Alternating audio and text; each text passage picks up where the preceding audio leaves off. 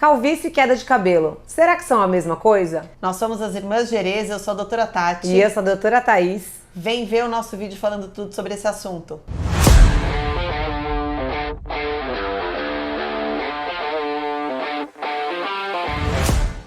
Na calvície, também é conhecida como alopécia androgenética, não existe queda de cabelo. Existe sim uma miniaturização do fio. O que é isso? O fio vai ficando fino, através de um processo hormonal, às custas de quem? Da testosterona, que entra dentro desse fio e vai causando ao longo dos anos esse afinamento. Então aquela ideia de que o paciente que é careca caiu tufos de cabelo, gente, isso não acontece. A queda mesmo de cabelo é conhecida como eflúvio e existem basicamente dois tipos. O eflúvio telógeno, que é a queda de cabelo mais comum e episódica que acontece de repente porque a gente teve um período de estresse, porque fez uma dieta, porque fez uma cirurgia, enfim, qualquer tipo de estresse no nosso organismo. E o eflúvio anágeno, que é aquele que acontece, por exemplo, em pacientes de câncer que estão fazendo quimioterapia.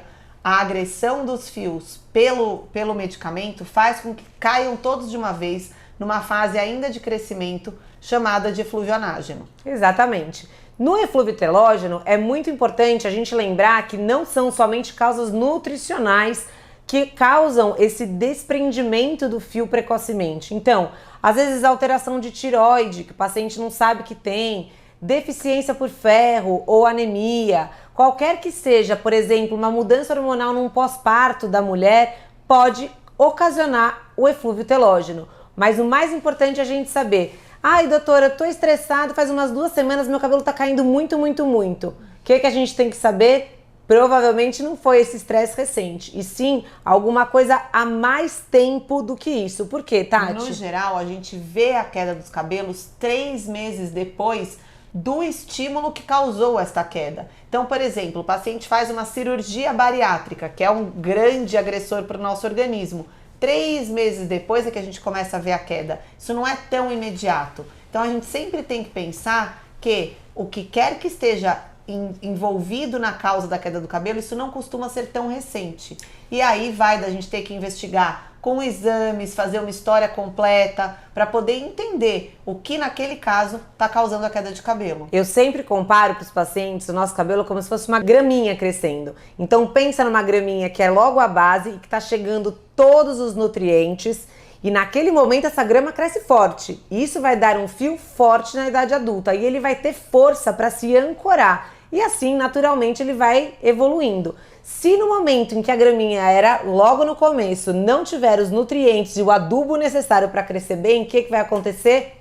A graminha cresce e morre rápido. É basicamente o que acontece quando o paciente tem o eflúvio telógeno. Falando um pouquinho então sobre tratamentos para queda de cabelo.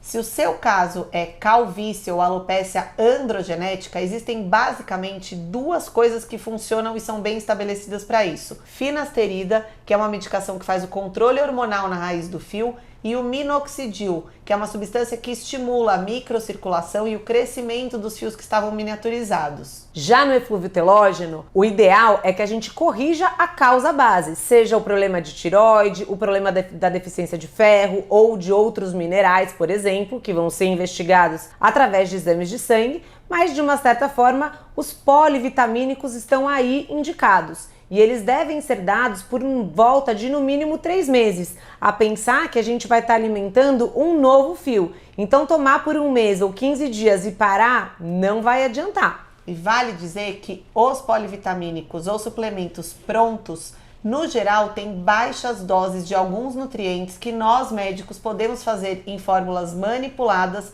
numa dose mais interessante.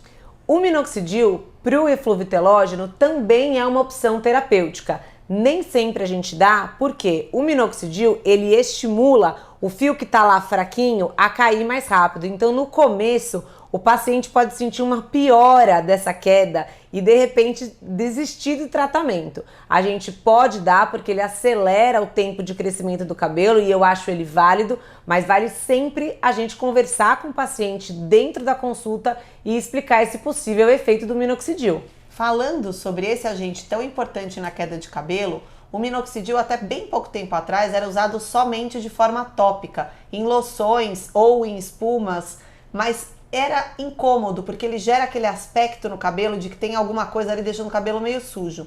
De um tempo para cá, o minoxidil passou a ser usado de forma oral, em comprimidos. O efeito é bem melhor, bem mais rápido, sem esse incômodo de parecer que o cabelo tá sujo. E super seguro, né? Vale lembrar que o minoxidil já é um medicamento usado na medicina há muito tempo. Ele tem ação vasodilatadora e normalmente é usado por cardiologistas. A dose que a gente usa na dermatologia é em microdoses. É normalmente 1/5, 1/10 da dose utilizada. Então, os efeitos possíveis colaterais dessa medicação são muito pequenos. E shampoo anti-queda, será que vale o custo? A gente aqui na clínica não gosta muito não. Porque, gente, o tempo de contato do produto em relação ao nosso couro cabeludo é mínimo. Logo após que você passa, você já lava e leva todo o produto embora.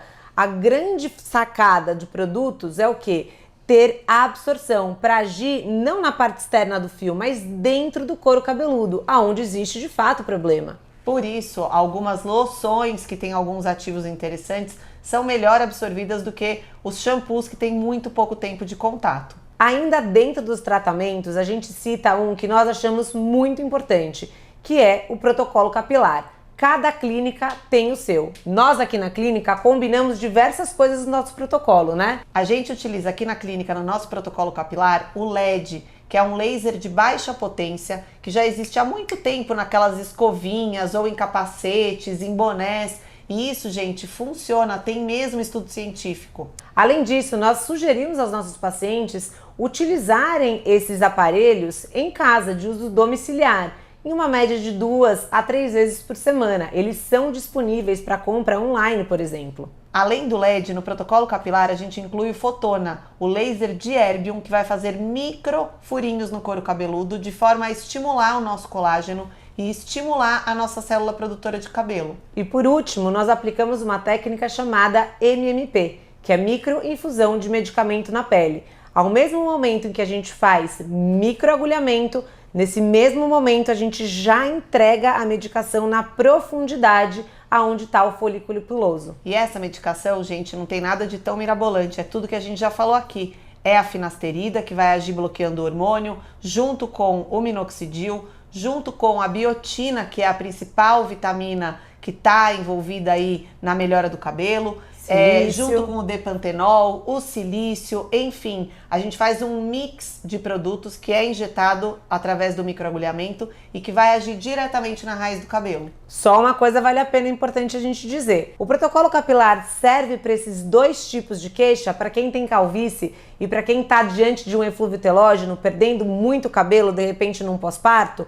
Sim, vale lembrar que a gente pode escolher as medicações que a gente vai infundir no couro cabeludo para fazer esse cabelo crescer mais rápido. É isso. E no protocolo capilar de tratamento de eflúvio, ele vai ser um tratamento pontual. A pessoa vai fazer 1, 2 ou no máximo 3 sessões e já vai ver esse fio crescer. E o paciente com alopecia androgenética, que é a calvície genética, vai requerer algumas sessões iniciais para fazer o cabelo crescer e depois sessões de manutenção, já que é uma doença que vai acompanhar o paciente o resto da vida. E você, gostou desse conteúdo? Quer saber mais sobre terapias capilares? A gente vai falar mais sobre isso em outros vídeos. Para isso, não esqueça de se inscrever no canal, ativar o sininho para receber novas notificações e também de seguir a gente no nosso Instagram, @irmãgerês.